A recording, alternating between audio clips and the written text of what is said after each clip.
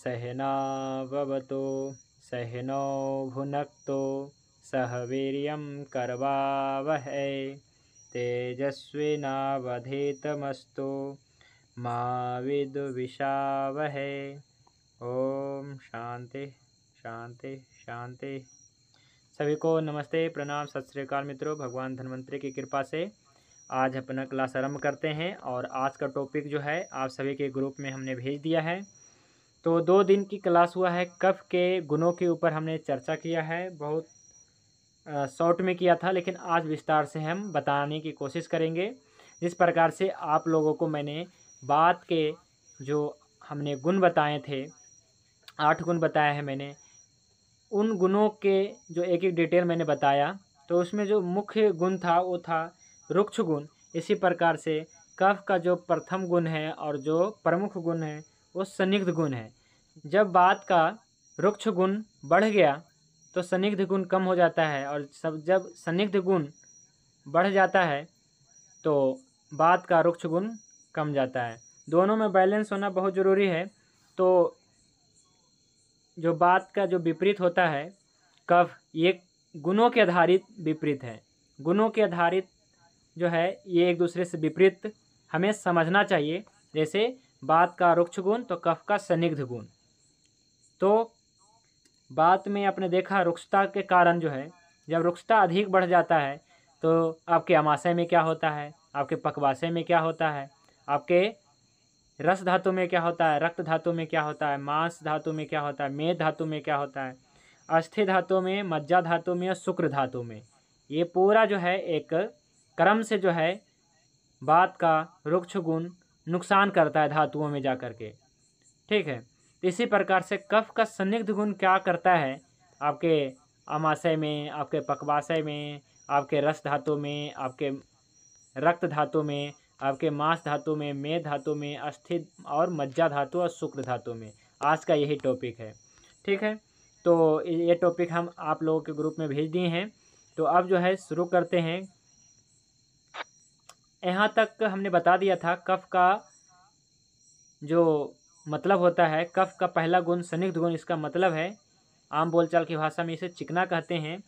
यह गुण शरीर में चिकना सन्निग्धता बढ़ाता है, चेहरे की सुंदरता है ना, इस प्रकार से बनाए रखता है। तो ये सब गुण हमने बता दिया था। अब जो है कफ का सन्निग्ध गुण शरीर में चिकनाई पैदा करता है। यहाँ से आज की क्लास आरंभ करते हैं। यहाँ से पढ़िए। कफ का सन्निग्ध गुण शरीर में चिकनाई पैदा करता है। कफ का स्निग्ध गुण शरीर में चिकनाई पैदा करता है। इसका जठर अग्नि की क्रिया में बहुत योगदान है। यदि शरीर में स्निग्ध गुण बढ़ जाती है तो अग्नि मंद पड़ जाती है, और इस स्निग्ध गुण की कमी हो जाती है तो भोजन नहीं पचता, और जब पचता नहीं तो शरीर को शुद्ध चिकनाई प्राप्त नहीं हो पाती, जिससे वात का रुक्ष गुण बढ़ जाता है। समझना है यहाँ पे कि कफ का सन्निग्ध गुण क्या करता है। तो शरीर में चिकनाई पैदा करता है, और इसका जठर अग्नि की क्रिया में बहुत योगदान है। एक रेफरेंस में मैंने बताया था कि जब भोजन में प्रॉपर चिकनाई नहीं होता है तो भोजन अजीर्ण नहीं, मतलब भोजन जीर्ण नहीं हो पाता, अजीर्ण हो जाता है। जीर्ण मतलब पच जाना, और अजीर्ण मतलब भोजन पच नहीं पाना। तो जब भोजन में, आपके आहार में, डाइट में प्रॉपर चिकनाई नहीं रहता है, जिस प्रकार से आप कोई सब्जी बनाते हैं, यदि उसमें प्रॉपर 1 चम्मच या 2 चम्मच जितना हम सब्जी बना रहे हैं उसके मुताबिक उसमें शुरू में तेल नहीं डालेंगे, तो तेल नहीं डालने के कारण वो सब्जी नहीं गलेगा। यहाँ तक कि कोई भी एक ऐसा रसोई में जो हम इस्तेमाल करते हैं, नमक भी अगर प्रॉपर नहीं डालेंगे तो भी क्या होगा कि सब्जी नहीं पकेगा। इसी प्रकार से अपने भी शरीर में क्या है कि भोजन में, आहार में, अपने डाइट में जब प्रॉपर जो है एक उचित मात्रा में हम सन्निग्ध यानी कि घी, तेल आदि का सेवन नहीं करेंगे तो भोजन नहीं पचेगा। इसका उदाहरण जो है, इसका रेफरेंस अष्टांग हृदयम मात्रा स्थिति अध्याय में बताया गया था। तो भोजन नहीं पचता, अग्नि मंद पड़ जाती, जीर्ण नहीं हो पाता, अजीर्ण हो जाता है। यदि शरीर में सन्निग्ध गुण बढ़ जाती है तो अग्नि मंद हो जाएगा, क्योंकि सन्निग्ध गुण का क्या है, पृथ्वी आदि महाभूत, है ना, इस प्रकार से जल महाभूत प्रधान होता है। तो जैसे क्या है कि कहीं आग लगता है तो पृथ्वी महाभूत यानी कि जैसे मिट्टी वगैरह डाल दिया जाता है या जल वगैरह डाल दिया जाता है तो बुझ जाता है। इसी प्रकार से अपने शरीर में जो अग्नि है, यदि उस अग्नि पे जो है आवरण आ जाए पृथ्वी महाभूत का या जल महाभूत का तो कैसे जलेगा, यानी मंद पड़ जाएगा। और संदिग्ध गुण की कमी हो जाती है, अगर बढ़ जाता है, यदि शरीर में संदिग्ध गुण बढ़ जाता है तो अग्नि मंद हो जाता है, और यदि संदिग्ध गुण की कमी हो जाता है तो भोजन ही नहीं पचता है। और जब पचता नहीं है तो शरीर पचता नहीं है भोजन अभी, तो पाचन नहीं होने के कारण क्या होता है, जब नहीं पचता है भोजन तो शुद्ध चिकनाई कहाँ से प्राप्त होगा, जिससे बात का रुक्ष गुण बढ़ जाता है। तो देखिए ऐसा समझिए कि भोजन नहीं पचता, यदि कोई घी या तेल नहीं खा रहा है, लेकिन आप जो अनाज सेवन कर रहे हैं, जैसे गेहूं सेवन कर रहे हैं, उसकी आटा सेवन कर रहे हैं, तो गेहूं में कहीं ना कहीं चिकनाई है। इसी प्रकार से आप कोई कभी मिठाई खा लेते हैं, चलिए ठीक है, दूध में भी कहीं ना कहीं चिकनाई, बहुत चिकनाई है, 3.5-4% फैट होता है, यानी कि चिकनाई है। इसी प्रकार से गेहूं में भी चिकनाई होती है ना। इसी प्रकार से आप पानी भी पिए तो उसमें भी चिकनाई ही समझ लीजिए, है ना। मतलब क्या है कि इसमें रुक्षता नहीं है, लेकिन उतना है रुक्षता, मतलब घी के जैसा तो नहीं है, लेकिन क्या है कि कहीं ना कहीं चिकनाई ही है। इसी प्रकार से और भी बहुत सारे अनाज जो है, दाल है, चावल है, तो सब में क्या है, चिकनाई है एक प्रकार का, है ना। कुछ चीज़ें में ज़्यादा है, किसी में कम है, जैसे आटा में, गेहूं की आटा में ज़्यादा है, जौ की आटा में कम है, ठीक है। इसी प्रकार से क्या है कि भोजन में आपका चिकनाई है, यदि वही भोजन अच्छे तरीके से पच जाता है तो क्या होगा कि चिकनाई अपने शरीर में चिकनाई की पूर्ति हो जाती है, और कुछ हम कभी घी तेल आदि ले लेते हैं तो चिकनाई पूर्ति होते रहती है। लेकिन जब क्या है भोजन नहीं पचेगा, यानी कि अच्छे आहार रस से अच्छे रस नहीं बनेगा, रक्त नहीं बनेगा, तो चिकनाई पूर्ति नहीं होगी, तो बात का रुक्ष गुण बढ़ जाता है, ठीक है। इस प्रकार से समझना है आपको कि कफ का संदिग्ध गुण होना बहुत जरूरी है, ये चिकनाई पैदा करता है। इसका जठर अग्नि की क्रिया में बहुत योगदान है। कैसे योगदान है, तो अगर योगदान मतलब दोनों प्रकार से, अगर बढ़ गया तो अग्निमन, घट गया तो भोजन नहीं पचेगा, तो इसलिए जठर अग्नि की क्रिया में बहुत ज़्यादा योगदान है। अब जब अमाशय में संदिग्ध गुण बढ़ेगा घटेगा, आपने इससे पहले जब अमाशय में, बात में मैंने आपको बताया था कि जब बात का रुक्ष गुण अमाशय में बढ़ जाएगा तो अमाशय का कलेदक कफ सूख जाएगा, और सूख जाएगा कलेदक कफ तो भोजन पेस्ट जैसा नहीं बनेगा, सूखा होगा, अजीर्ण हो जाएगा, जिससे पकवाशय में पाचन की क्रिया नहीं हो पाएगी। तो अब जानेंगे अमाशय में कफ का संदिग्ध गुण बढ़ जाएगा तो क्या होगा। जब आमाशय में कफ का स्निग्ध गुण बढ़ेगा तो वहां पर बढ़ा हुआ विकृत स्निग्ध गुण क्लेदक कफ को आवश्यकता से अधिक गीला कर देता है, जिससे भोजन पेस्ट जैसा ना बन करके कुछ अधिक ही गीला हो जाता है, जिससे पकवाशय में पाचन की क्रिया अच्छे से नहीं हो पाता है। पाचन की क्रिया अच्छे से नहीं हो पाता है, दोनों कंडीशन है यहाँ पे कि अमाशय में जब कफ का संदिग्ध गुण बढ़ जाता है, यानी कि पहले देखा कि बात का वहाँ पे रुक्ष गुण बढ़ गया तो सुखा दिया, अब यहाँ पे बढ़ गया संदिग्ध गुण बढ़ गया, यहाँ पे बात का जो विपरीत है कफ, जो रुक्ष का विपरीत है संदिग्ध, तो संदिग्ध गुण बढ़ जाएगा, तो वहाँ पे बढ़ा हुआ विकृत संदिग्ध गुण, यहाँ पे देखिए एक शब्द लेंगे, जब कोई बैलेंस होता है ना, चाहे बात का रुक्ष गुण है, हर चीज़ का बैलेंस होना बहुत जरूरी है। क्या रुक्ष गुण खराब है क्या, तो नहीं, रुक्ष गुण भी बहुत अच्छी है, हर एक गुण बहुत अच्छा है जब बैलेंस में है, बात भी अच्छा है, पित्त भी अच्छा है, कफ भी अच्छा है, सभी अच्छा है जब एक आदर्श स्थिति में रहे। लेकिन इनबैलेंस हो गया, है ना, इनबैलेंस हो गया, बढ़ गया, घट गया, तो क्या होती है, विकृति उत्पन्न हो जाती है, तो समस्या उत्पन्न होता है। तो क्या होगा, संदिग्ध गुण अधिक बढ़ जाता है, यानी कि विकृत संदिग्ध गुण। कलेदक कफ कहाँ रहता है, अमाशय में रहता है। कलेदक कफ का काम क्या है, तो आहार को, भोजन को क्या है, गीला करना। आप कुछ भी खाएं, आप सूखा रोटी खाएं या आप सूखा मतलब क्या है कि कोई भी नमकीन खा लेते हैं, कुरकुरे खा लेते हैं, बिस्किट खा लेते हैं, या फिर सूखा कुछ भी ऐसा पदार्थ आप ग्रहण कर लेते हैं, चिपटानम जिसे चूड़ा कहा जाता है ना, जिस प्रकार से कुछ खा लेते हैं, लेकिन अंदर जाके गीला होता है अंततः। ये कौन करता है, तो अपने अमाशय में, आपके अमाशय में एक कफ है, उसका नाम है कलेदक कफ। 5 प्रकार के कफ बताने वाला हूँ। इससे पहले मैं बात का 5 प्रकार बता दिया। अब जो है आगे मैं बताऊँगा कफ का 5 प्रकार, इसमें कलेदक कफ आ जाएगा। तो कलेदक कफ कहाँ रहता है? जैसे आपने देखा कि उदान वायु कहाँ रहता है, तो मस्तिष्क में रहता है। समान वायु नाभि में रहता है। अपान वायु नाभि के नीचे रहता है। इसमें मैंने बता दिया। अब जानेंगे कफ कहाँ रहता है, कलेदक कफ कहाँ रहता है, अवलंबक कफ कहाँ रहता है, बोधक कफ कहाँ रहता है, साधक कफ कहाँ रहता है। इस प्रकार से सारे 5 प्रकार के कफों की हम जानकारी देंगे। तो संदिग्ध गुण कलेदक कफ को कहाँ रहता है? कलेदक कफ अमाशय में।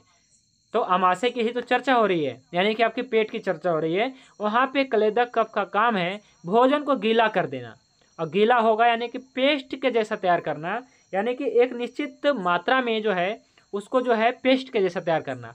अब यहाँ पे कलेदक कफ को क्या है, विकृत कर देगा कफ का संदिग्ध गुण, तो पेस्ट जैसा ना बन करके कुछ अधिक ही गीला हो जाता है, जैसे पकवास में पाचन की क्रिया नहीं हो पाती है। जैसे आप आटा लगा रहे हैं, आपको रोटी बनाना है, आटा लगाना है, तो कभी कभी क्या होता है पानी ज़्यादा डल जाता है तो गीला हो जाता है, रोटी नहीं बनता है। और कई बार ऐसा होता है कि पानी कम डालते हैं और खूब ज़्यादा मतलब कि सानते रहते हैं, पर पानी कम डालते हैं, बहुत ज़्यादा टाइट होता है, तो भी आपका रोटी नहीं बनने वाला, यानी कि प्रॉपर नहीं बनने वाला है। बन तो रहा है, सब चीज़ बन रहा है, काम तो चलेगा, है ना। काम चलाओ की बात यहाँ पे नहीं किया जा रहा है। वैसे तो सबका शरीर चल रहा है, अभी भी कोई दिक्कत नहीं है। बीमार व्यक्ति भी जो है सब अपना जो है काम कर रहा है, कुछ कार्य नहीं कर पाते हैं, लेकिन काम तो चल रहा है ना, काम चलाओ तो है ना। लेकिन उसको तो हम स्वस्थ नहीं कहते हैं ना, जब तक सम अग्नि नहीं है, सम धातु नहीं है, सम धातु मल क्रिया ये सब नहीं है, पर्सन इंद्रिय आत्मा नहीं है, तब तक हम कैसे स्वस्थ कहेंगे। तो काम चलाओ नहीं, बल्कि क्या है पूर्ण रूप से स्वस्थ, जिससे भोजन क्या है कि जब पेस्ट जैसा नहीं बनता है ना, पेस्ट जैसा बननी चाहिए, यानी कि एक जो है उसका संतुलित बताया गया है कि इस प्रकार रूप में होनी चाहिए। और यदि क्या है कि अमाशय का कलेदक कफ सूख गया तो पेस्ट नहीं बनेगा, सूखा सूखा रह जाएगा। और यदि क्या है कि पेस्ट अगर क्या है कि अमाशय में कफ का संदिग्ध गुण विकृत संदिग्ध गुण बढ़ गया तो क्या होगा कि आपका जो पेस्ट जो बनना था वो कुछ अधिक ही पतला गीला हो जाएगा। आपका जो आटा है समझ लीजिए वो कुछ अधिक ही गीला हो गया तो बेकार हो गया।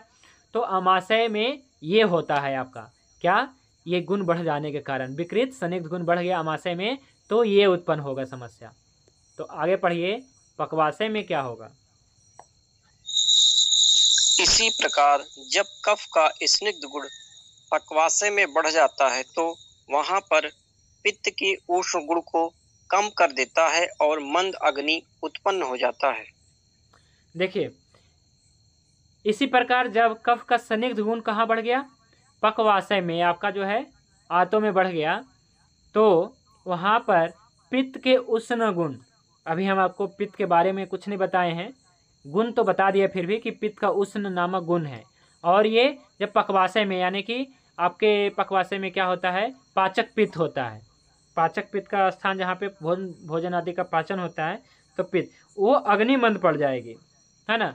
तो इसी प्रकार जब कफ का संदिग्ध गुण अधिक बढ़ गया तो क्या होगा कि पक्वाशय में जब अधिक बढ़ जाता है तो वहाँ पे पित्त के उष्ण गुण को कम कर दिया, क्योंकि पित्त के उष्ण गुण के ऊपर आवरण आ जाती है पृथ्वी और आप महाभूत की, तो अग्नि को घेर लिया पृथ्वी और आप महाभूत, तो अग्नि को बस में कर लिया किसने, तो इसने पृथ्वी और आप जल महाभूत ने। तो उष्ण गुण को कम कर देता है और मंद अग्नि उत्पन्न हो जाता है। तो पक्वाशय में ये होता है आपका क्या होता है, मंद अग्नि हो जाता है। और आगे पढ़िए। अब जो है पक्वाशय के बाद आता है रस धातु, यानी कि जब हम भोजन ग्रहण करते हैं पेट में गया, अमाशय में गया, फिर पक्वाशय में गया, पक्वाशय में पूर्ण पाचन हुआ और फिर जो रस बना वो आपका सब हृदय में जाता है। तो क्या है कि वैसे तो इसमें हृदय आदि सब लिखना चाहिए था, लेकिन अभी केवल 7 धातु के ऊपर चर्चा कर रहे हैं। तो रस धातु में कफ का जो संदिग्ध गुण बढ़ेगा तो क्या होगा, पढ़िए जी। जब रस धातु में कफ का विकृत संदिग्ध गुण बढ़ता है तो कफ दोष की भांति विकार उत्पन्न करता है, जैसे आलस, गुरुता, अंगों में ढीलापन, निद्रा की अधिकता, इन लक्षणों को उत्पन्न कर देता है। क्या क्या लक्षण उत्पन्न होता है, आलस्य, गुरुता और अंगों में ढीलापन, निद्रा की अधिकता। तो देखते हैं कहते हैं कि कफ प्रकृति वाला ज़्यादा सोता है। क्यों सोता है ज़्यादा, या फिर जिनके कफ प्रकोप ज़्यादा होता है वो ज़्यादा सोते हैं। क्यों होता है? क्योंकि उनकी जो है क्या हुई, संप्राप्ति क्या हुआ है कि उनकी रस धातु में कफ का विकृत संदिग्ध गुण बढ़ गया है। और सीधा रस में नहीं बढ़ेगा, पहले आपके अमाशय पकवाशय तभी ना रस में बढ़ेगा। तो जब रस धातु में कफ का विकृत संदिग्ध गुण बढ़ गया तो समझिएगा कि उसके शरीर में आलस्य आ गई और उसके अंगों में ढीलापन आ गया, यानी कि लूज है ना, इस प्रकार से, यानी कि ढीलापन, यानी कि एक्टिव ना हो पाना, तो अंगों में ढीलापन है ना, और निंदा की अधिकता, इन लक्षणों को उत्पन्न करने वाला अगर कोई है तो विकृत संदिग्ध गुण जो आपके रस धातु तक पहुंच बना लिया है।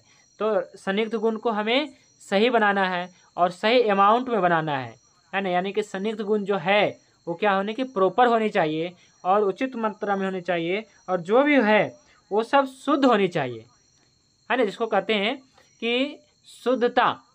ठीक है, शुद्धता यानी कि ये 100% प्योर हो। जैसे बाजार में कुछ कंपनियों का तेल है ना, कुछ कंपनियों का घी है, लेकिन शुद्धता नहीं है। लेकिन क्या है कि आपके घर में थोड़ा सा ही घी है, 1 लीटर ही, आधा लीटर, कंपनियों के पास तो टनों में है, कुंटल में है कि नहीं, लेकिन वो शुद्धता नहीं है। लेकिन आपके पास क्या है, घर में जिसके पास गाय है उसके पास जो है 1 kg है पर शुद्धता है। तो ऐसा ही होनी चाहिए। शरीर में क्या है कि थोड़ा ही सनिग्धता हो, लेकिन शुद्धता, क्वालिटी और क्वांटिटी दोनों होनी चाहिए, दोनों मायने रखता है। आपके शरीर में प्रॉपर चिकनाई होनी चाहिए और उचित यानी कि क्वालिटी वाला चिकनाई होनी चाहिए। संदिग्ध गुण की हम चर्चा कर रहे हैं ना, तो ये उचित मात्रा में और उचित होना चाहिए, यानी कि ये क्वालिटी वाला है ना, अच्छे गुणवत्ता वाली होनी चाहिए। तो जब रस धातु में, आपके रस धातु में कफ का विकृत संदिग्ध गुण बढ़ेगा तो कफ दोष की भांति इसमें श्वास काश भी आ जाता है, यानी कि जो आपका जो है कफ दोष की जो भी समस्या होता है, जैसे सर्दी खांसी जुकाम, ये सब भी इसमें आ गया है, विकार उत्पन्न होता है। तो देखते हैं कि यदि किसी का श्वास काश ऐसे समस्या है, खास करके दमा अस्थमा, तो यानी कि ये इसकी रस धातु का रोग है ये। ठीक है, क्या है जी, ये रस धातु का रोग है। ठीक है, तो यहाँ पे रस धातु के ऊपर विशेष रूप से काम करते हैं। ठीक है, जब दमा अस्थमा आदि जब किसी को होता है, सर्दी खांसी जुकाम, तो यानी कि रस धातु फोकस करिए। ठीक है, रस धातु विकृत यहाँ पे हुआ है। क्या हुआ है विकृत? तो रस धातु के जो सनिग्धता है वो विकृत हो गई है, तो इसको प्रॉपर हमें ठीक करना है। या तो घट गया या तो बढ़ गया है, दो ही चीज़ हो, और बढ़ गया यानी कि विकृत, घट भी गया है तो विकृत, मतलब घट बढ़ गया, विकृत हो गया है। ठीक है, तो रस धातु के ऊपर हम क्या करते हैं, जब कोई हमारे पास पेशेंट आते हैं जो खास करके श्वास रोग से संबंधित, तो जैसे इसको बहुत ज़्यादा किसी को यदि दमा हो रहा है, दमा अस्थमा की बात यहाँ पे क्या है, खांसी हो रही है, तो इस प्रकार से रस धातु के ऊपर हम धातु की बात करें तो रस धातु के ऊपर हम काम करते हैं। आगे पढ़िए, रक्त धातु में क्या होगा? जब रक्त धातु में कफ का स्निग्ध गुण बढ़ जाता है तो रक्त धातु का आश्रय स्थान यकृत और प्लीहा की वृद्धि कर देता है, और रक्त धातु महिलाओं में आर्थो यानी मासिक धर्म पीरियड में रुकावट पैदा कर देता है, जो हमें लिकोरिया या ग्रंथिल रज प्रवृत्ति के रूप में देखने को मिलता है। देखिए, रक्त धातु बहुत ही महत्वपूर्ण होता है, हालांकि सभी धातु महत्वपूर्ण है, पर रक्त धातु सबसे ज़्यादा महत्वपूर्ण है ना। तो रक्त धातु के चूँकि जो क्या है कि उपधातु है, ये रक्त धातु का जो हम कहें कि इसका जो है रक्त धातु का जो मल है, ये सब जो है बहुत ही इम्पोर्टेंट है। तो रक्त धातु क्या होता है कि रक्त को जीवन कहा गया है ना। रक्त धातु क्या है, जीवन का कार्य करता है। तो रक्त धातु का उचित मात्रा में और अच्छे होना बहुत जरूरी है ना। तो रक्त धातु का जो है, यदि रक्त धातु में कफ का संदिग्ध गुण बढ़ जाता है, विकृत संदिग्ध गुण बढ़ जाता है, तो रक्त धातु का आश्रय स्थान क्या है, यानी कि रक्त धातु का प्रमुख स्थान कहाँ है, तो यकृत और प्लीहा, लीवर और स्प्लीन बताया जाता है, जो आपके दोनों लेफ्ट और राइट साइड में होता है। राइट साइड में आपके यकृत, लेफ्ट साइड में आपका प्लीहा। तो यकृत और प्लीहा की वृद्धि कर देता है। अब देखिए, आपके पास रोगी आएंगे फैटी लीवर का, और आपके पास रोगी आएंगे कि स्प्लीन बढ़ गया, स्प्लिनोमेगाली करके नाम करके आता है कि स्प्लिन की वृद्धि हो गई है, लीवर की वृद्धि हो गई है और स्प्लिन की वृद्धि हो गई है। तो क्या हमें समझनी चाहिए, आयुर्वेदिक दृष्टिकोण से क्या देखनी चाहिए, है ना? तो आयुर्वेदिक दृष्टिकोण से यही है कि उसके रक्त धातु में जो है, हम ऐसा समझते हैं कि उसके रक्त धातु में क्या है कि विकृत संदिग्ध गुण बढ़ गया है। इस कारण से जो है संदिग्ध गुण क्या है, पृथ्वी और आप महाभूत प्रधान है, और जहाँ भी जाएगा वहाँ पे स्पेस, है ना, घेरेगा और स्पेस लेता है और वहाँ पे उसको बढ़ाने का काम करता है। और रक्त धातु रहता कहाँ पे है, यानी कि रक्त धातु का आश्रय स्थान क्या है, यकृत है, लीवर है और स्प्लीन है, प्लीहा है। तो रक्त और प्लीहा को वृद्धि कर देता है आपका कफ का विकृत संदिग्ध गुण जब आपके रक्त धातु में बढ़ जाता है। कफ का विकृत संदिग्ध गुण जब रक्त धातु में बढ़ जाए तो रक्त धातु का आश्रय स्थान, रहने का जो स्थान है वो यकृत है, प्लीहा है, उसको बढ़ा देता है, क्योंकि संदिग्धता है, यानी कि पृथ्वी और आप महाभूत प्रधान है। तो आपका जो है पृथ्वी और आप महाभूत अगर बढ़ गया है कफ में, रक्त में, तो क्या होगा कि आपका यकृत और प्लीहा में भी क्या होगा, पृथ्वी और आप महाभूत बढ़ जाएगा। तो क्या होगा, पृथ्वी और आप महाभूत बढ़ गया तो क्या होगा, वो फैलेगा, बड़ा होगा। तो यकृत क्या हो जाता है, बड़ा हो जाता है, प्लीहा क्या हो जाता है, बड़ा हो जाता है। तो आया थोड़ा समझ में कि यकृत यानी कि फैटी लीवर क्या हो रहा है, या फिर स्प्लीन क्यों बढ़ रहा है। तो कफ का क्या है कि यहाँ पे विकृत संदिग्ध, कोई दुबले पतले व्यक्ति को देखा है आपने कि लीवर बढ़ गया है या फिर इसका जो है स्प्लीन बढ़ गया है, नहीं मिलेगा ना ऐसा रोगी। ज़्यादातर क्या है कि जो मोटे थोड़ा मिलते हैं, जो मोटे होते हैं, हट्टे कट्टे होते हैं, उनमें ही मतलब ये समस्या ये होता भी नहीं, फिर भी रोगी डर जाता है कि फैटी लीवर हो गया। थोड़ा सा मोटा हुआ तो डर जाता है कि हमारे को तो फैटी लीवर हो गया। तो डरना नहीं है, समझना है कि कैसे हो रहा है, क्योंकि आपके जो है विकृत, आपने संदिग्ध का सेवन किया तो विकृत अमाशय में है, विकृत पकवाशय में, विकृत रस धातु, विकृत आपका रक्त धातु में संदिग्ध गुण बढ़ गया, तो आपका लीवर और स्प्लीन की वृद्धि हो गया। तो आपको शुद्ध चिकनाई का ही सेवन करना है, जो भी है तेल घी विकृत जो बेकार चीज़ें हैं उसको बंद करना है। तो क्या आपको लगता नहीं है कि ये ठीक हो जाएगा? तो कोई भी ऐसा रोगी आता है जिसका क्या है,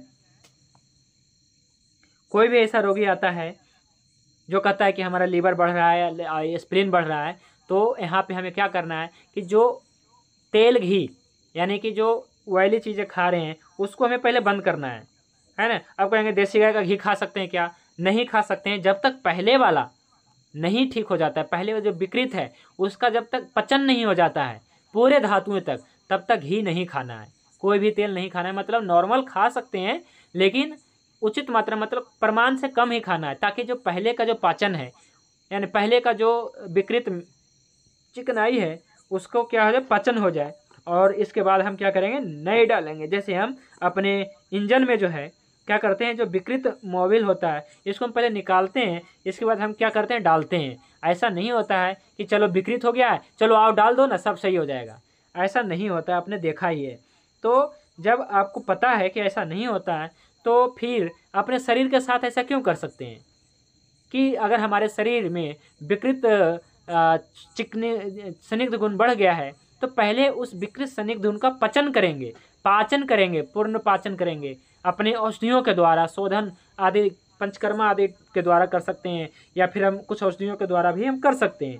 इसके बाद हम क्या करेंगे, शुद्ध चिकनाई उचित परिमाण में खिलाएंगे और बढ़ाएंगे, तो हमारा इस प्रकार से चिकित्सा होने वाली है। तो जब रक्त धातु में कफ का विकृत संदिग्ध गुण बढ़ेगा तो रक्त धातु का आश्रय स्थान लीवर और स्प्लीन बढ़ने वाला है, इसकी साइज बढ़ने वाला है, फैटी लीवर होने वाला है। और रक्त धातु के जो उप धातु है, पहले भी बता दिए हैं, कुछ यहाँ पे साथी नए जुड़े हैं तो जो कुछ कहते हैं कि हमें समझ में नहीं आ रहा है, तो उनसे निवेदन यही है कि आप YouTube पे जाइए, पूरा प्ले लिस्ट खोलिए। 1 अगस्त को हमने जो प्रारंभ किया था, और थोड़ा जो स्पीड बढ़ा करके, है ना, इसको स्पीड 2x के स्पीड में आप जल्दी से सुन लीजिए ताकि आपका कंसेप्ट क्लियर हो जाए।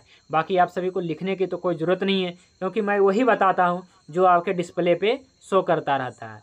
तो इसके भी आगे जो है मैं आगे मतलब इससे बाहर जो है नहीं कुछ बताता हूँ, क्योंकि जो भी बाहर था मैंने इसमें कर दिया है, अपने सिलेबस में कर दिया है, जो आपको हमेशा PDF के रूप में मिलता रहता है। तो इसलिए क्या है कि आपको पहले के वीडियो देखना बहुत ज़रूरी है। तो कुछ साथी अभी इस क्लास में क्या है कि सेकेंड मंथ में जुड़े हैं, लगभग 5-7 साथी, तो उनसे यही निवेदन है कि पहले के वीडियो देखना बहुत ज़रूरी है। बात को नहीं समझेंगे तो कफ को कैसे समझेंगे। तो रक्त धातु में क्या है कि बात क्या कर रहा था, रक्त धातु में बात क्या कर रहा था कि उसे सुखा रहा था, है ना। बात का काम है सुखाना, है ना। कफ का काम है गीला करना, है ना। तो जब क्या है कि यकृत और प्लीहा में क्या है कि रक्त धातु इस प्रकार से रक्त धातु में बात का रुक्ष गुण बढ़ रहा था, तो यकृत और प्लीहा को क्या कर रहा था, डिस्टर्ब कर रहा, उसके कार्यों में उत्पन्न जो बाधा उत्पन्न कर रहा था, यानी कि प्रॉपर जो है रंजक पित्त को ही सुखा दिया, है ना। तो खून ही नहीं बन रहा है ना। इस प्रकार से आ रहा था समस्या, लेकिन यहाँ पे वृद्धि हो गया है, यहाँ पे बात का रुक्ष गुण खत्म हो गया है बिल्कुल। रुक्षता भी यानी कि जो बैलेंस है ना, रुक्षता और सनिग्धता में बैलेंस बना रहनी चाहिए, यही कहना है। 20 गुण बहुत इंपॉर्टेंट है, सभी का होना बहुत जरूरी है। जब ये इनबैलेंस होता है तो ही समस्या होता है। तो यहाँ पे सनिग्धता बढ़ गया यानी कि रुक्षता बिल्कुल खत्म हो गया है। तो यहाँ पे रुक्षता बढ़ाने वाली चिकित्सा देना है। रुक्षता कौन बढ़ाएगा, जो वायु और आकाश महाभूत प्रधान होगा। तो वायु और आकाश महाभूत प्रधान क्या होता है, जो तिक्त होता है, जो कषाय होता है। इसलिए आप लीवर के कोई भी बीमारी में आप सभी लोग कुटकी इस्तेमाल करते हैं, कुटकी। और क्या इस्तेमाल करते हैं जी, चिरायता इस्तेमाल करते हैं, भूमि आंवला इस्तेमाल करते हैं। क्यों इस्तेमाल करते हैं, क्योंकि ये सब तिक्त औषधियाँ हैं, और तिक्त औषधियाँ क्या करता है, वायु और आकाश महाभूत प्रधान होता है, तो वहाँ पे आप और पृथ्वी महाभूत को क्या करता है, ख़त्म कर देता है, और वहाँ पे जो है वायु और आकाश महाभूत बढ़ जाता है, यानी कि जो आप और पृथ्वी महाभूत बढ़ी थी उसको हटा देता है वहाँ पर से। और यहाँ पे वायु और आकाश महाभूत मतलब क्या प्रधान औषधियाँ हैं, इस कारण से वहाँ पे स्पेस क्रिएट कर देता है, यानी कि वृद्धि जो हुआ है उसको ठीक कर देता है। तो लीवर और स्प्लीन की बीमारी में हम क्या करते हैं कि तिक्त और कषाय औषधियाँ देते हैं, जैसे इसमें बताया मैंने कुटकी, है ना, बहुत ही फेमस औषधियाँ है लीवर की। कोई भी ऐसा कंपनी नहीं है जो लीवर के टॉनिक में कुटकी ना डालता हो। अब देख लीजिएगा कोई भी कंपनी बड़ा अच्छे, जैसे लिप 52 भी उठा के देख लीजिएगा, और भी कोई कंपनी आप जो इस्तेमाल करते हैं इसमें कुटकी जरूर रहता होगा, क्योंकि क्या है, वायु और आकाश महाभूत प्रधान ये द्रव है, तिक्त और कषाय होते हैं। ठीक है, आगे बढ़ते हैं। तो महिलाओं में जो रक्त धातु में क्या हो रहा है कि रक्त धातु के उपधातु जो हैं, रक्त धातु में क्या हुआ है कि संदिग्ध गुण बढ़ गया, विकृत संदिग्ध गुण। तो रक्त धातु के उपधातु महिलाओं में आर्तव यानी कि मासिक धर्म पीरियड्स में रुकावट पैदा करता है, रुकावट यानी समस्या पैदा करता है, जो हमें ल्यूकोरिया और ग्रंथिल रज प्रवृत्ति के रूप में देखने को मिलता है।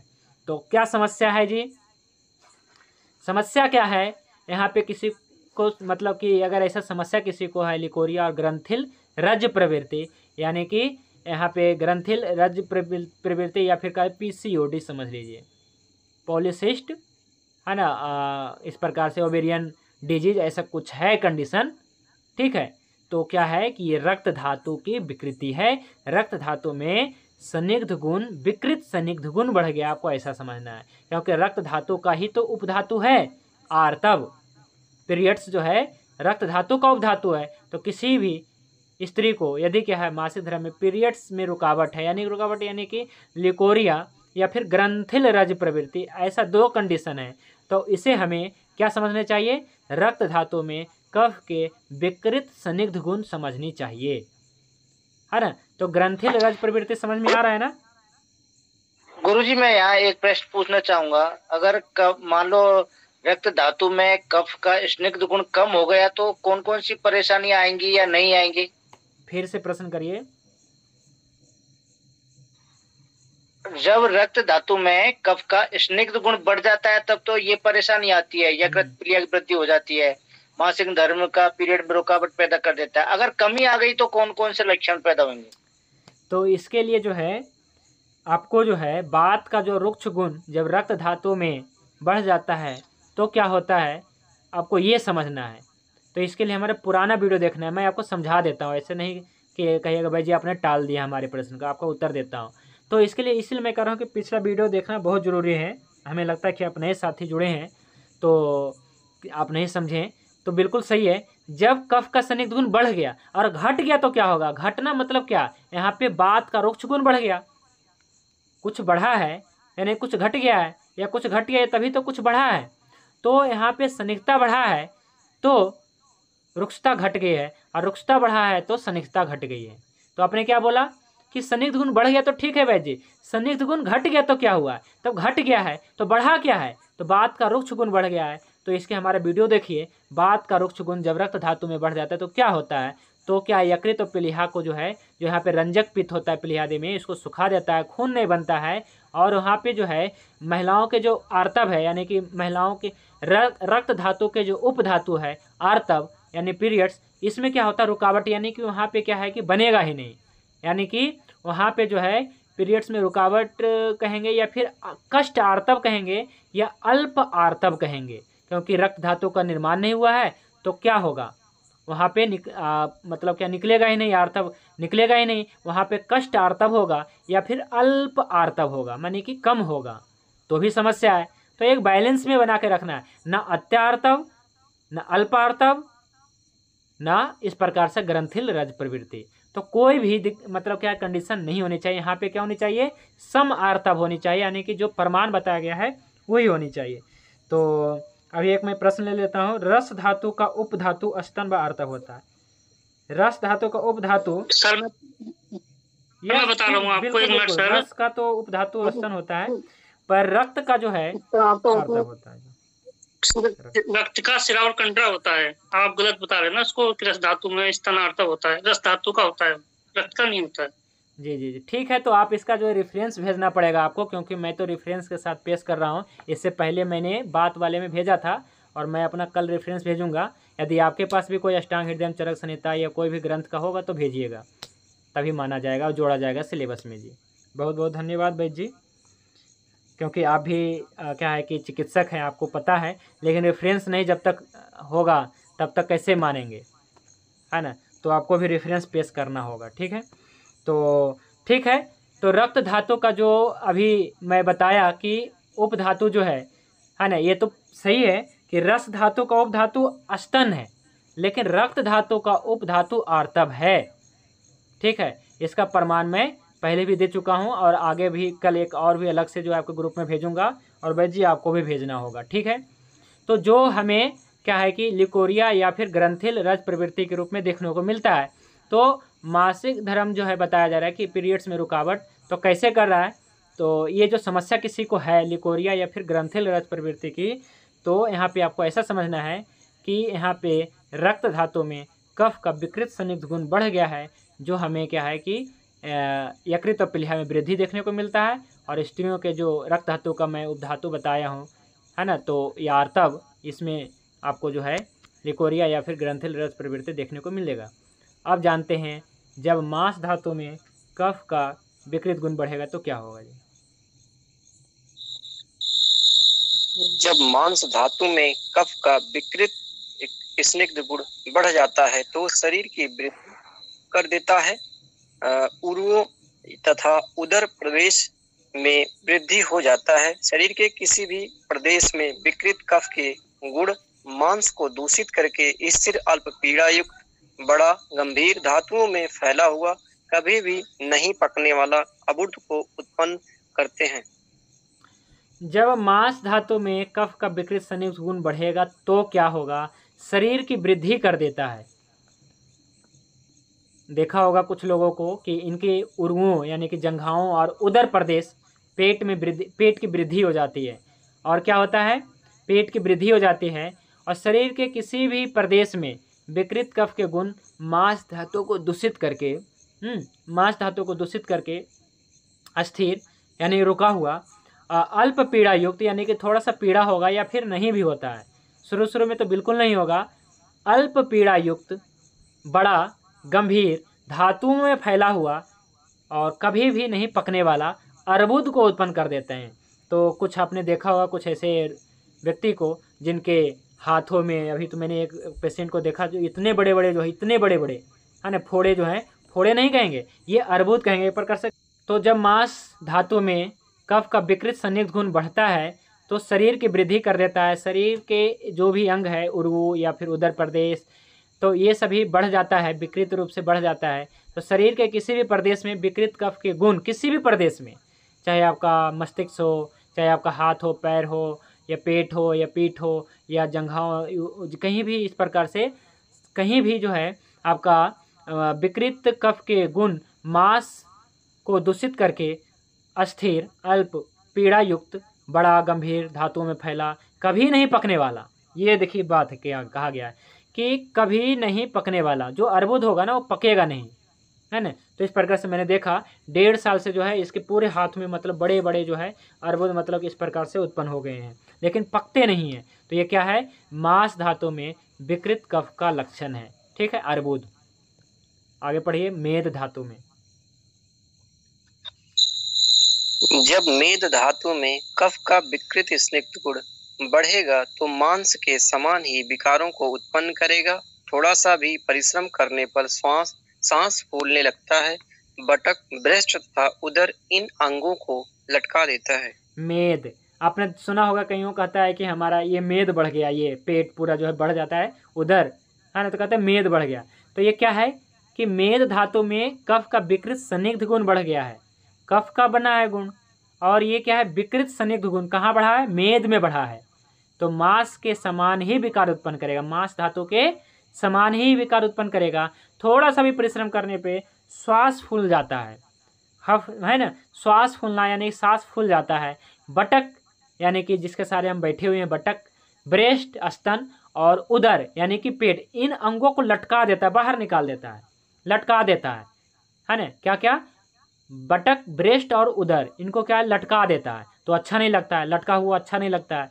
तो ये क्या है, मेद धातु का जो है यहाँ पे विकृति हुई है, और ये जो है बढ़ा दिया है मेद धातु में। बटक मीन्स गुरुजी, बटक मतलब चुत्तड़ समझ लीजिए, जहाँ जिसके सारे में हम सभी बैठे रहते हैं, है ना। हाँ ठीक है, तो कोई बात नहीं, समझ गए होंगे। तो बटक, ब्रेस्ट और उदर इन अंगों को लटका देता है ना। तो क्या है कि अच्छा नहीं लगता है जो देखने में। जब मेद धातु में कफ का विकृत संदिग्ध गुण बढ़ेगा तो ये सब लक्षण आएगा। और कुछ आते हैं और आपके पास शिकायत करते होंगे, जो प्रैक्टिस करते हो वो देखते होंगे कि थोड़ा सा भी काम करते हैं, सीढ़ियाँ चढ़ते हैं तो क्या है, श्वास फूल जाता है, ये देखते होंगे, है ना। तो ऐसा रोगी जब आता है तो आप क्या देखते हैं, उसकी क्या है कि वजन यानी कि किस प्रकृति में रहता है, वात प्रकृति में, पित्त में या कफ में रहता है।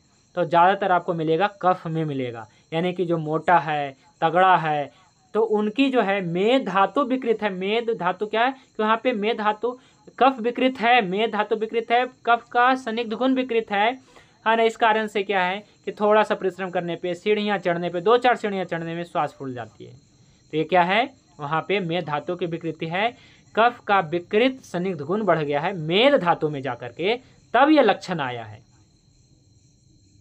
तो यहाँ पे हमें जो है क्या है कि जो चिकित्सा करनी होती है हम करते हैं। क्या करते हैं, यहाँ पे हम वात का जो है बढ़ाने की कोशिश करते हैं, यानी कि वायु और आकाश महाभूत बढ़ाने की कोशिश करते हैं यहाँ पे। और जो विकृत संदिग्ध आदि ले रहा है उसको हमें बंद करना होगा। तो श्वास फूलना मतलब मेद धातु की विकृति, और श्वास फूलने की जब समस्या होती है तो उसकी मेद धातु में कफ का विकृत संदिग्ध गुण बढ़ा है, ऐसा समझनी चाहिए।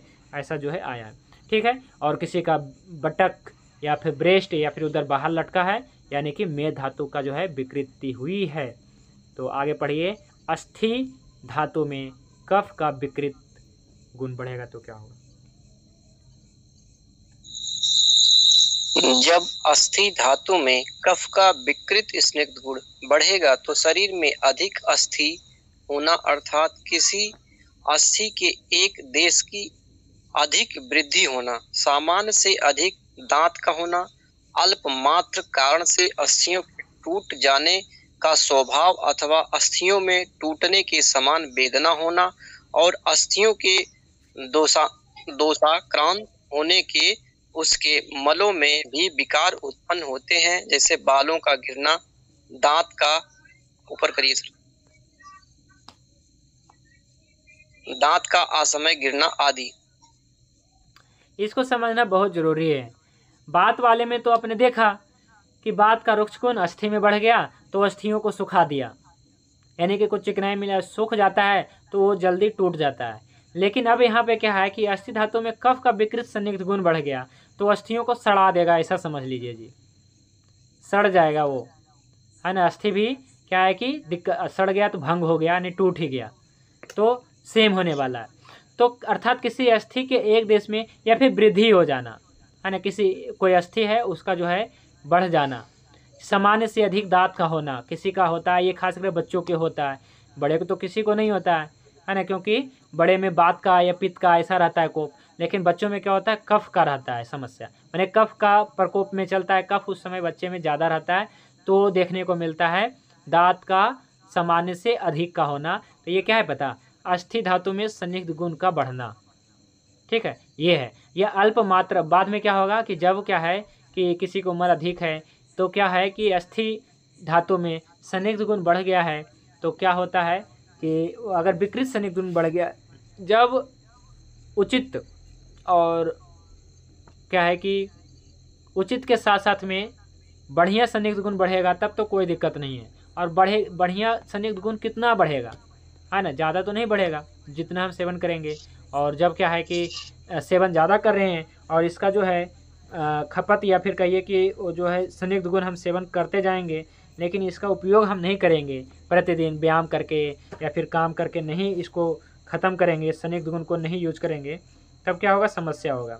तो हमें इसलिए प्रतिदिन जो व्यायाम भी करनी चाहिए, अपना कम से कम जो परिश्रम है वो करनी चाहिए, कहता है परिश्रम करने, वर्कआउट करें।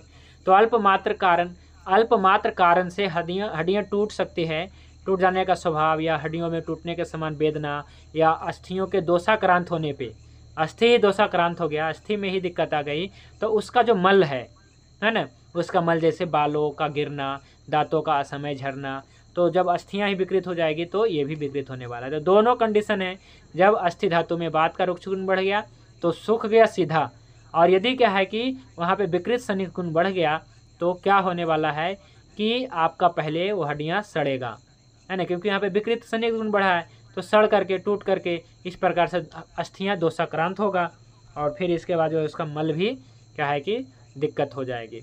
अब जानते हैं मज्जा, मज्जा धातु में बताइए। जब मज्जा बोन मैरो धातु में कफ का विकृत स्निग्ध गुण बढ़ेगा तो नेत्रों एवं शरीर में भारीपन पैदा कर देता है। भारीपन पैदा कर देता है।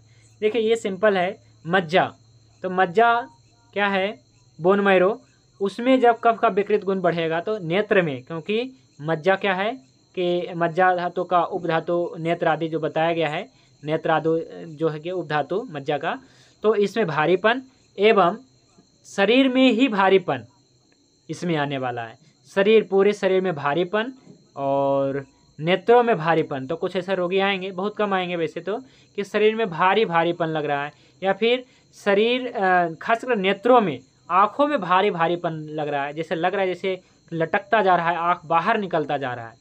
भारीपन मतलब क्या, लटक रहा है, ऐसा कुछ आपको रोगी बताने वाला है।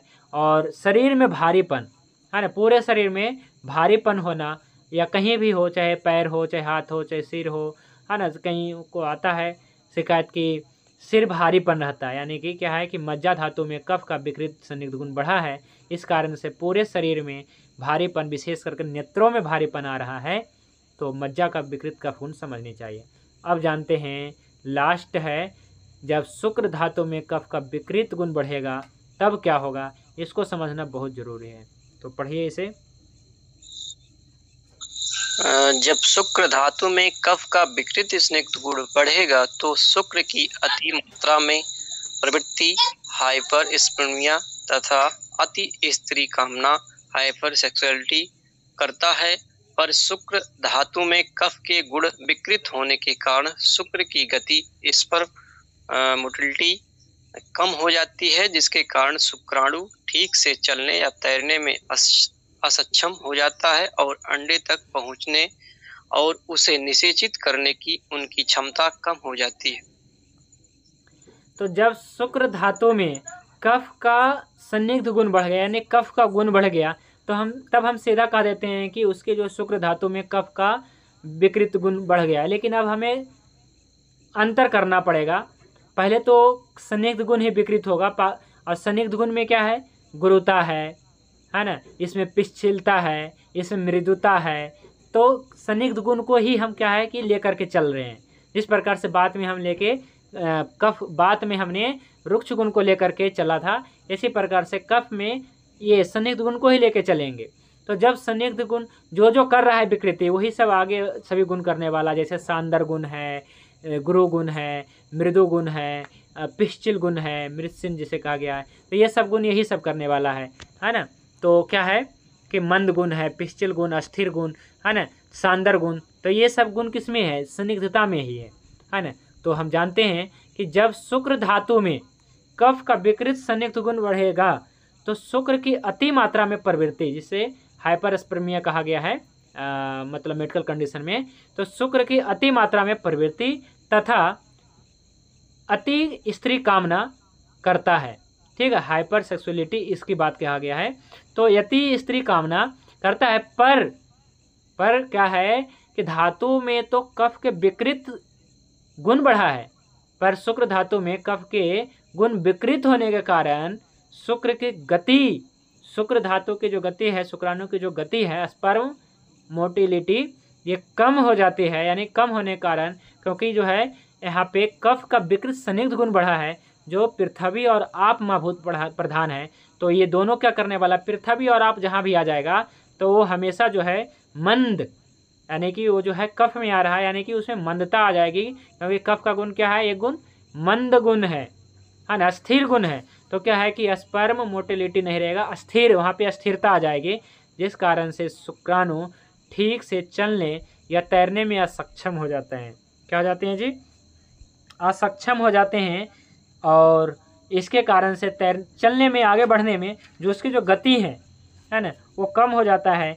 तब हम कहते हैं कि क्या है कि स्पर्म मोटिलिटी ख़त्म हो गया, जिस कारण से शुक्राणु ठीक से चलने या तैरने में असक्षम हो जाता है, और अंडे तक पहुंचने में, यानी कि जो अंडा है वहाँ तक पहुंचने में, जो ओवरीज में जो अंडा है वहाँ तक पहुंचने में, और उस अंडे को निषेचित करने की जो उनकी क्षमता है, क्योंकि पहुंच नहीं पाएगा, या पहुंच भी जाएगा तो क्या कर लेगा, क्योंकि वो जो है मंद गुण वाला है ना, मोटिलिटी, उसमें गति नहीं है, गतिहीन है ये, है ना। पहुंच भी, जैसे तैसे पहुंच भी गया तो क्या है कि वो उसे निषेचित नहीं कर पाएगा, क्योंकि उसकी क्षमता घट जाती है। तब हम कहते हैं कि अस्थेनोस्पर्मिया हो गया है, अस्थेनोस्पर्मिया हो गया है, यानी कि जो है इसको मेडिकल कंडीशन में कहते हैं अस्थेनोस्पर्मिया कहते हैं, यानी कि सब है, स्पर्म शुक्र धातु आदि सब है, बरोबर है, गति मतलब गति कम है, स्पर्म मोटिलिटी कम है, इस कारण से वहाँ पे पहुँचने में समय लग रहा है, और जाते जाते थक जाता है, या फिर वहाँ तक पहुँचते पहुँचते जो है असक्षम हो जाता है, और वहाँ पे जाने के बाद जो है अंडे तक पहुँचते पहुँचते जो है वो असक्षम हो जाता है, उसे निषेचित करने में ऊर्जा तो लगती है ना, तो ऊर्जा ख़त्म हो जाती है। तो अब हम कहते हैं कि अस्थेनोस्पर्मिया हो गया, यानी कि जो है काम का नहीं है, मतलब क्या है कि, तो ये मंद गुण कहाँ से आया है, तो कफ का संदिग्ध गुण, विकृत संदिग्ध गुण आपका शुक्र धातु तक पहुँच गया है, तो इसे हमें सही करने की ज़रूरत है। तब हमें क्या करना है, अगर कोई आए कि ऐसे कोई कंडीशन में कोई आएगा कहेगा फल घृत खाओ, तो खाएंगे तो क्या लाभ करेगा? हमें नहीं लगता है कि लाभ करेगा। अगर फल घृत खा लेने से ही सब जो है इनफर्टिलिटी का केस ठीक हो जाता, सोल्व हो जाता, तो आज फल घृत का बहुत ज़्यादा डिमांड रहता, या फिर सभी फल घृत ही खाने लगते हैं, और सभी गंदे काम करते हैं, माने कि आहार विहार तो छोड़ करके केवल फल घृत खाते और ठीक हो जाते हैं। पर ऐसा नहीं है ना।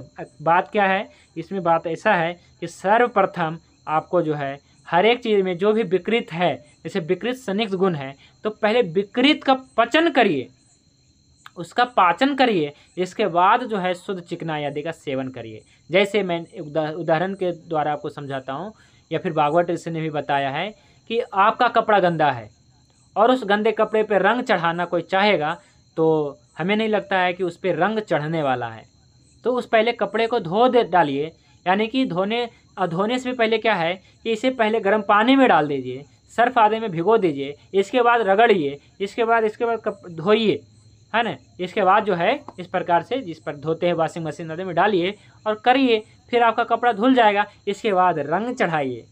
मैं क्या कहना चाह रहा हूँ, मैं ये कहना चाह रहा हूँ कि सर्वप्रथम ऐसे कोई भी दिक्कत है, कोई भी परेशानी है और आप चाहते हैं कि ठीक होना है, तो सर्वप्रथम जो है जो विकृत है उसका पाचन करिए, विकृत आम का पाचन करिए, विकृत स्निग्ध गुण का पाचन करिए, और जो भी विकृति उसका पाचन करिए, फिर उससे बढ़ाइए, है ना।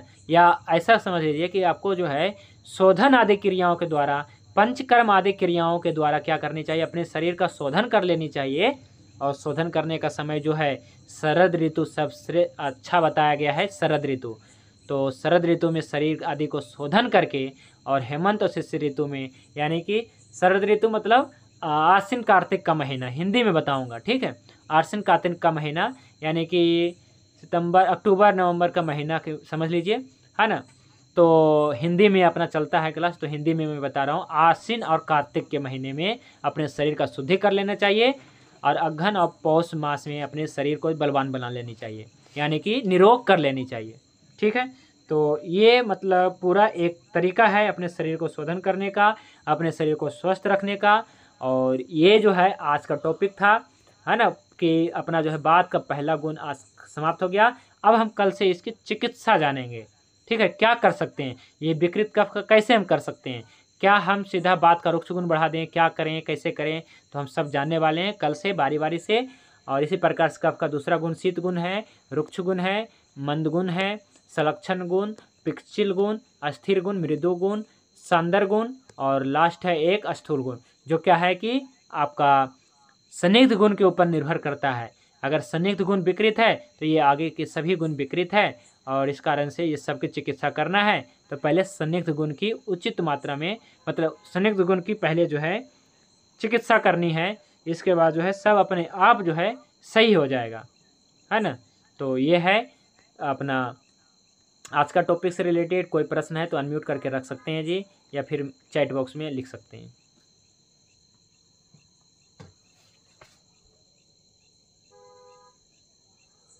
अस्थि का टीबी, मैं समझा नहीं, क्या आप पूछना चाह रहे हैं वैद्य शंभुनाथ सिंह जी। अस्थि का टीबी, अच्छा अस्थि का टीबी, ठीक है। टीबी, अस्थि का सड़ना आप बताए, इससे अस्थि का टीबी से समझ सकते हैं। अस्थि का टीबी, ठीक है, इसके ऊपर मैं बताऊंगा, है ना। ट्यूबरकुलोसिस की बात कर रहे हैं ना आप, ठीक है, जी जी जी। ठीक है, ठीक है। और कोई प्रश्न है जी?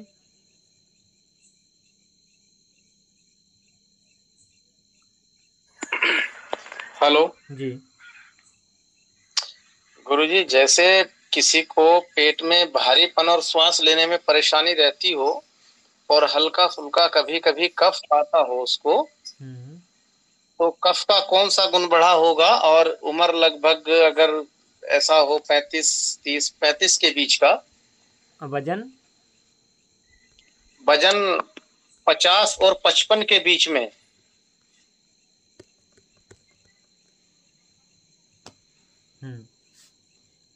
तो देखिए, श्वास फूलने की समस्या दोनों कंडीशन में होता है, ऐसा नहीं कि केवल कफ के विकृति के कारण, बात के में भी विकृति में भी हो जाएगा। जब क्या होगा कि स्निग्ध गुण बिल्कुल ख़त्म हो जाता है ना, तो भी उत्पन्न हो जाएगा। थोड़ा सा भी परिश्रम करने पे समस्या उत्पन्न होता है। पर मेद धातु में, मैं फिर से बता रहा हूँ, जब मेद धातु में कफ का जब मेद धातु में कफ का विकृत स्निग्ध गुण बढ़ेगा, तो क्या है कि मोटापा, माने मोटा व्यक्ति का ये कंडीशन बनेगा। लेकिन पतला व्यक्ति में क्या बनेगा, है ना, पतला व्यक्ति में रक्त धातु और रक्त धातु में, ठीक है, विशेष करके रक्त धातु में जब क्या होगा, और मांस धातु भी लेकर चलेंगे, उसमें जब क्या है कि विकृत माने कि बात का गुण बढ़ेगा, रुक्ष गुण बढ़ेगा रक्त धातु में विशेष करके, तब वहाँ पे उसको समस्या होने वाला है। तो दोनों का कंडीशन अलग अलग है ना। जब क्या है कि मोटे व्यक्ति को अगर श्वास फूल रहा है, तो समझिए मेद में इसका विकृति है ना, मेद धातु में वो मोटा होगा, तगड़ा होगा, है ना, इस प्रकार से होगा, और इसको चलने में परेशानी है। लेकिन आप बता रहे 50-55 है, यानी कि बात प्रकृति में है इसका शरीर, तो उसके जो है मेद में नहीं आएगा। तो हाँ गुरुजी, पतला है, वो पतला है, पतला है, तो उसके रक्त में, पतला शरीर है जी। हाँ, तो उसके रक्त धातु की जो है, यहाँ पे रक्त धातु में रुक्ष गुण बढ़ा है। अच्छा, ऐसा हो सकता है, ये देखना पड़ेगा। या फिर आप क्या बता रहे हैं, बलगम भी निकलती है कभी कभी। कभी जब खांसी वासी होती है तब, और गले में ऐसे करके कभी कभी रस, होता। हाँ तो रस धातु में, हाँ ठीक है, तब रस धातु का यहाँ पे जो है दिक्कत हुआ। अगर रस और रक्त मिला के चलेंगे, मांस भी थोड़ा थोड़ा, पर क्या है रस का इसमें सर्वप्रथम रहेगा, रस का है ना, श्वास आदि समस्या है ना, तो रस का विशेष रूप से, बाकी रक्त और मांस ये सब तो फिर आगे विकृत हो ही जाएगा। तो अगर क्या है कि रस में अगर बलगम भी आ रहा है तो फिर रस में होगा इसकी दिक्कत, रस धातु की जो है उसको जैसे ना उसको गुरुजी सुधार पहले करना आपने पड़ेगा। बताया सीढ़ियाँ चढ़ने उतरने पर, ज्यादा तेज भागने पर ये परेशानी होती है। हाँ तो आप इसका ना प्रॉपर एक केस पेपर बनाइए, तभी समझ में आएगा, क्योंकि बिना केस पेपर बनाए हुए मतलब पूरा उसका जो है डिटेल थोड़ा बहुत लिखने पे, उसका जन्म तिथि वगैरह लिखिए, प्रकृति आदि लिखिए, तब थोड़ा समझ में आएगा। और इसमें जो है रस का हमें लग रहा है कि रस धातु का जो है वहाँ पे रस धातु में बात का रुक्ष गुण बढ़ा होगा, तो इस कारण से जो है इसको दिक्कत आ रही होगी। ठीक है, तो और कोई प्रश्न है जी? जी आपने ये जो 5 भेद बताए थे, वात के, प्राण वायु और ये उदान, तो इनके एक बार रिक्वेस्ट है आपको, इनके जो काल है, सेवन काल, वो एक बार रिपीट करेंगे। ठीक है, इसके ऊपर मैं ना 5 मिनट का शॉर्ट वीडियो बनाने वाला हूँ कल, ठीक है, और मैं आपको समझा दूंगा। हाँ मैं समझ गया, मैं आपका प्रश्न समझ गया कि आप ये कहना चाह रहे हैं कि औषध सेवन काल के बारे में मुझे बताइए कि वायु के हिसाब से है ना, उदान है ना, प्राण, समान, व्यान, अपान, मतलब इस प्रकार से वायु के आवाज नहीं आ रही है। वायु के गुरुजी आपकी माइक अनम्यूट है, म्यूट है। गुरुजी आवाज आ रही है क्या? हाँ आवाज आ रही है। हेलो, आवाज आ रही है जी, आ रही है आवाज, आ रही है। हाँ जी हाँ जी हाँ जी, आवाज आ रही है। गुरुजी मैंने सवाल पूछा था, आपको ये सुनाई दिया क्या? हाँ बिल्कुल, मैं आपको ये बताना चाह रहा हूँ, ठीक है, मैं आपको ये बता रहा हूँ कि आपका ये प्रश्न है कि वायु के हिसाब से हमें बताइए औषध सेवन काल, ठीक है, तो इससे पहले बता चुका हूँ मैं, लेकिन फिर भी क्या है कि मैं आपको कल एक शॉर्ट वीडियो के माध्यम से मैं बता दूंगा, ठीक है, शॉर्ट वीडियो बनाएंगे 5 मिनट का और इसके माध्यम से बता देंगे, क्योंकि रिपीट करना हर बार सही नहीं रहेगा, रिपीट ज़्यादा हो जाएगा ये। और कोई प्रश्न है तो रखिए, और समय हो गया अपना। हाँ एक विनती ये है, शॉर्ट वीडियो की बजाय आप ग्रुप में अगर इसका नोट बना के डाल दे 5 काल तो बहुत बढ़िया होगा, सभी लोग उसको सेव करके रख लेंगे। कोई बात नहीं, क्या है कि इसका जो है मेरे पास नोट्स बना हुआ है, और पहले भी एक बार डाल दिए थे ग्रुप में, PDF में तो ऐड है ही ना, एक है ऐड, ऐसी बात नहीं है। बात के जो है जब हमने बता रहा था ये उदान, प्राण, समान, बयान, इस प्रकार से बताया, तो उसमें एक PDF में एक होगा ये औषध सेवन काल का, ठीक है, फिर भी मैं ये पेज फिर से डाल दूंगा, कोई बात नहीं जी। उसमें है गुरुजी, आपने कहा था कि क्या नाम, वैद्य का ब्रह्मास्त्र वगैरह का आगे जो वीडियो बनेगा उसमें पूरा बताया जाएगा। ठीक है जी, ठीक है, और कोई प्रश्न है तो बताइए। तो आप जी, जैसे कि वात के जो 5 गुण हैं उसके तो अपने अपने काल हैं, जैसे अपान वायु है सुबह के काल में, प्राण वायु है सुबह के काल में जिसको ब्रह्म मुहूर्त बोलते हैं, ठीक है। हाँ, तो उसी तरीके से क्या कफ का भी कुछ काल है, कुछ समय है? रहेगा ना, मैं बताऊंगा। अच्छा, बिल्कुल, अभी केवल क्या है कि आपको केवल गुण बताया है, 10 गुण 3 दिन में अपना क्लियर हो गया। आगे कल से चिकित्सा बताएंगे इसकी, फिर इसके बाद वो इसका दुष्टि होने का कारण बताएंगे, फिर इसके रोग बताएंगे, फिर इसका भेद बताएंगे, फिर इसकी चिकित्सा बताएंगे। तो अभी चलेगा कुछ दिन, फिर आपका भी प्रश्न का उत्तर मिल जाएगा। तो आपको समझ में तो आ गया ना, बात की तरह मैंने आपको कफ का भी तो समझा दिया ना, समझ में आ गया ना, ऐसा तो नहीं कि समझ में नहीं आया हो। तो बिल्कुल क्या है कि आप ग्रुप में आप रिपीट करने की जरूरत है। हाँ, समझ में तो आ ही बिल्कुल रिपीट करिएगा, करने की जरूरत है। हाँ रिपीट करिएगा, क्योंकि फर्स्ट टाइम जैसे क्या है कि कोई भी पढ़ता है ना तो साथ में नहीं होता है। जैसे क्या है ना कि किसी को आप दवाई दीजिए, चाहे आप कितना भी ठंडा दवाई दीजिए, मैं आपको बहुत बड़ी बात आज कहने वाला हूँ। किसी को आयुर्वेद में ज़्यादातर लोग आएंगे ना और एक ही बात करेंगे, वैद्य जी आपके दवाइयों का साइड इफेक्ट तो नहीं होगा, वैद्य जी आपकी दवाई गर्म तो नहीं है, ये ज़रूर पूछता है। तो मैं कहता हूँ कि दवाई गर्म और ठंडा ये हम जानते हैं होता है, तो क्या हम इतना तो मूर्ख नहीं है ना कि गर्मी में आपको गर्म दवाई देंगे या फिर आपकी तासीर गर्म है आपको गर्म दवाई देंगे, ऐसा तो नहीं है। हम आपको जो है ऐसा जो है मैं वैद्य फिर खींच लिए हूँ। तो ज़्यादातर क्या होता है, कहते हैं दवाइयाँ गर्म है। अच्छा बताइए नागर मोथा गर्म होता है क्या? कोई भी बताए नागर मोथा गर्म होता है क्या? अनंत मूल गर्म होता है क्या? पटोल पत्र गर्म है क्या? नहीं है ना। या फिर आपको कुटकी गर्म है क्या? नहीं, कोई भी औषधि गर्म नहीं है। जितने भी तिक्त औषधियाँ हैं, जितने भी कसाय औषधियाँ हैं, सब जो है ठंडी है।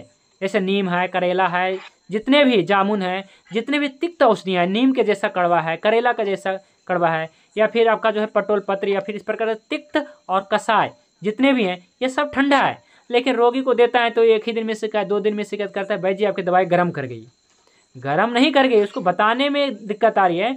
उसको ये कहना चाहिए कि हमने दवाई लिया और हमें पचा नहीं, हमारे मैंने सात्व नहीं है, हमारे लिए सात्व नहीं था, इस कारण से हमें क्या है कि पेट में गुड़गुड़ाहट या फिर बेचैनी या फिर हमें कुछ अजीब सा लगा, क्योंकि उसने कभी आजकल क्या है थोड़ी सी समस्या होता है, अंग्रेजी दवाइयाँ, अंग्रेजी सुई और पानी वगैरह चढ़ा इस प्रकार से चढ़ा लेते हैं बोतल वगैरह। दवाइयाँ तो कभी भी काढ़ा पीने का प्रयास नहीं करते हैं, तो इसलिए सात्व नहीं होता है। तो ये क्या करता है, जा करके इसको लगता है कि हमें गर्म कर गई, हमें दवाइयाँ गर्म कर गई, जबकि ऐसी बात नहीं है। तो इसको मैं समझाना भी है रोगी को, देखो हम जानते हैं गर्म कौन है कौन ठंडा है, तो आपको क्या करना है कि उसकी मात्रा उसी समय तुरंत कर देना है और इसको समझाना है कि इसमें कोई दवाइयाँ गर्म नहीं है। जब तक आप कटु रस की औषधियाँ नहीं देंगे, काली मिर्च, सोंठ, पिपली, पिपलामूल, चब, चित्रक, ऐसी औषधियाँ जब तक नहीं देंगे तब तक औषधि गर्म नहीं करेगा। और मैं बहुत सारे जो है क्या करता हूँ, देखता हूँ कंप्लेन कर देते हैं कि भाई जी आपकी दवाई गर्म है, जबकि मैं अस्वस्थ हो जाता हूँ कि कहीं मेरे दवाई में मतलब इस प्रकार से गर्म चीज़ें तो नहीं थी, कटु यानी काली मिर्च जैसा कोई द्रव्य तो नहीं था। तो मैं देखता हूँ कि हमारे द्रव्य में, ऐसे औषधि में कोई द्रव्य नहीं था, फिर भी ऐसी समस्या थी, तब हम अपना पूरा क्लियर कर देते हैं कि नहीं हमारी औषधि में कोई दिक्कत नहीं। अब आपको जो है क्या करना है कि औषधि की मात्रा कम कर लेनी है और आपको जो है क्या है कि अपनी औषधि सेवन करनी है, ठीक है, क्योंकि आप पहली बार औषधि सेवन कर रहे थे, आपको इसलिए समस्या हुई, नहीं तो नहीं होता समस्या। तो आज के लिए बस इतना ही। इसमें एक उपाय ऐसा है ना कि हम इसको घृत के अनुपान में लें। हाँ बिल्कुल लेनी भी चाहिए। जो कसाय रस की औषधियाँ हैं, अगर ग्रीष्म ऋतु है तो घी के साथ लेनी चाहिए बिल्कुल, और अगर बात की प्रकृति है तो विशेष रूप से लेनी चाहिए। लेकिन कफ की प्रकृति रहेगा तो फिर उसकी जो है देखना पड़ेगा, है ना। उसको तो कसाय रस इसलिए दे रहे हैं ना ताकि उसका जो है पाचन हो पाए, अगर घी मिला देंगे तो सही नहीं हो पाएगा। लेकिन बात वाले में दे सकते हैं, घी के साथ घी का अनुपान लगा सकते हैं जी। तो हाँ जी, तो आज के लिए इतना ही। और आज आप लोग के ग्रुप में और अपना जो है PDF में भी हमने क्या है कि 40 औषधियों का चिकित्सा उपयोगी 40 औषधीय पेड़ पौधा की हमने जानकारी दिया है। अगर जो साथी अपने घर पे लगाना चाहते हैं, अपने जो है फार्म में लगाना चाहते हैं, अपने औषधालय के आसपास में लगाना चाहते हैं, खेतों में लगाना चाहते हैं, क्योंकि जब आप चिकित्सा करना शुरू करेंगे ना तो इन औषधियों की ज़रूरत पड़ेगा, फिर आपको कहीं मिलेगा नहीं। जैसे अब क्या है कि गेंदा फूल खोजेंगे तो गांव में मिल ही नहीं रहा है गेंदा फूल, तो गेंदा फूल नहीं मिलेगा तो गेंदा मलहम कैसे बनेगा, फिर घाव को, फोड़ा को, फुंसियों को कैसे भरेंगे। तो इसलिए गेंदा फूल होना ज़रूरी है। थुहर, और थुहर नहीं लगाएंगे तो खोजेंगे थुहर नहीं है, तो अर्स वाला जो पाइल्स वाला जो तेल बनाएंगे, है ना, बवासीर नाशक तेल, तो कैसे बना पाएंगे, नहीं बना पाएंगे। तो ये सब होना बहुत ज़रूरी है। गुड़बेल ये भी होना बहुत ज़रूरी है, गिलो जिसे कहते हैं। सहजन होना बहुत ज़रूरी है, कनेर होना ज़रूरी है, लाजबंती होना बहुत ज़रूरी है। तो ये सब पौधे हैं, वो सब होना बहुत ज़रूरी है, जिसे आप अभी से ही थोड़ा थोड़ा गमले में लगा सकते हैं। तो हमारा क्या है काम कि जो वैद्य होते हैं या फिर जो आयुर्वेद प्रेमी होते हैं वो सब औषधियों को बढ़ावा देते हैं। तो आप ये सब औषधियाँ, कुछ इसमें पेड़ हैं, कुछ इसमें पौधा है, तो जिसके पास जगह ज़मीन ज़्यादा है वो पेड़ लगाएं, पौधा लगाएं, और जिसके पास कम है वो सब पौधा लगाएं और अपने जो है चिकित्सा जो है आगे बढ़ाएं। तो आज के लिए बस इतना ही। आप सभी जो है दूसरे महीने में भी क्लास अपना कंटिन्यू करे हैं तो बहुत ही अच्छा लग रहा है, क्योंकि क्या है कि ऐसा होता है कि जब सिलेबस समझ में नहीं आता है तभी लोग लेफ्ट करते हैं, और ऐसा अभी तक तो नहीं हुआ कि एक भी साथी मतलब कि ग्रुप से लेफ्ट हुए। सभी जो है दूसरे महीने भी अच्छे तरीके से अध्ययन कर रहे हैं, क्योंकि उनको आपको लोगों को जो है सिलेबस अच्छा लग रहा है, आप लोग को जानकारी मिल रहा है, शास्त्रोक्त जानकारी मिल रही है जो, और आपको जो है एक जो है बहुत अच्छा जो है चिकित्सा जो है करने का पद्धति पता चल रहा है। तो आपको मतलब क्या है कि लास्ट में जो है आपको 6 महीने के कोर्स में मैं आपको 5 चीज़ें बताने वाला हूँ, ऐसा समझ लीजिए। आपको क्या बताने वाला हूँ आज ही घोषणा मैं कर देता हूँ, क्योंकि मैं बहुत ज़्यादा जो है बताने के लिए उत्सुक हूँ। पहला चीज़ मैं आपको बताने वाला हूँ, चिकित्सा में 5 चीज़ें आपको ध्यान रखना है, आपको यूज करना है अपने चिकित्सा में। पहला पंचभौतिक, ठीक है, पंचभौतिक, पंचगव्य तो यूज कर ही रहे होंगे। दूसरा पंचभौतिक यूज करना है। तीसरा पंचकर्म यूज करना है। और चौथा जो है पंचधान्य यूज करना है। और पांचवा जो है पंचचर्या यूज करना है। मैं फिर से कहूँ, पंचगव्य यूज कर रहे हैं, पंचभौतिक यूज करना है। ये क्या है पंचभौतिक, यही तो अपने क्लास में मैं सब बताने वाला हूँ। पंचगव्य यूज कर रहे हैं, पंचभौतिक यूज करना है, पंचकर्म यूज करना है, पंचधान्य यूज करना है, ये पंचधान्य भी मैं बताऊंगा। और लास्ट में पंचचर्या यूज करना है, दिनचर्या, रात्रिचर्या, ऋतुचर्या, जीवनचर्या, परिचर्या। तो ये सब जब आप कंबाइन करेंगे तब आप जो है एक अच्छे वैद्य बन जाएंगे। तो बहुत सारे साथी जो उत्सुक हैं कि हम कब वैद्य कब बनेंगे कि नहीं बनेंगे। तो मैं आपको मतलब क्या है कि आपसे वादा करता हूँ कि आज से 6 महीने के बाद आप अपना प्रैक्टिस शुरू कर सकते हैं। प्रैक्टिस मतलब क्या है कि जो भी आसपास दिखे बीमार, उसको आप केस टेकिंग केस पेपर बना सकते हैं बहुत अच्छे तरीके से, शानदार तरीके से। आप फ्री भी दवाई देना चाहें हमारी तरह तो आप लोगों को दे सकते हैं। गुरुजी नमस्कार।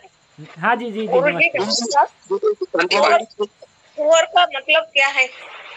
थूहर मतलब एक आप गूगल पे जाके थूहर लिखिएगा तो आ जाएगा। इसको कैक्टस ऐसा कुछ कहते हैं, थूहर इसे कहते हैं, औषधीय पौधा होता है।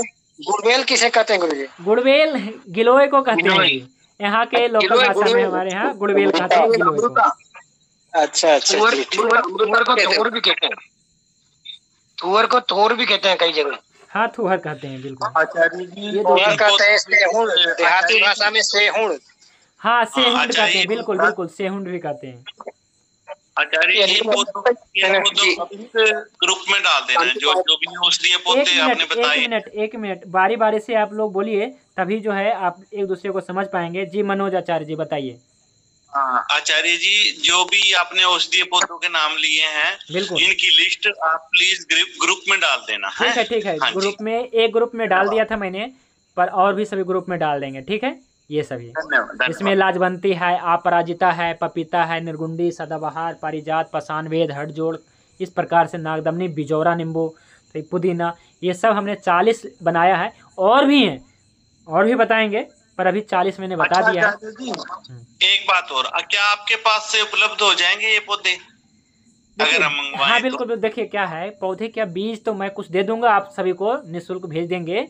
लेकिन क्या है कि कुछ का जो है आप आसपास में पता करिए, जैसे सेहुड़ हो गया है ना, या थूहर, मतलब बहुत सारे, लाजवंती का बीज मेरे पास पर्याप्त है, अश्वगंधा का बीज हमारे पास पर्याप्त है, इसी पर कचनार का बीज हमारे पास पर्याप्त है। तो बहुत सारी औषधियाँ मैं दूंगा। बाकी आप जो है क्या है कि आसपास में देखें तो इसे संरक्षित करने का प्रयास करें।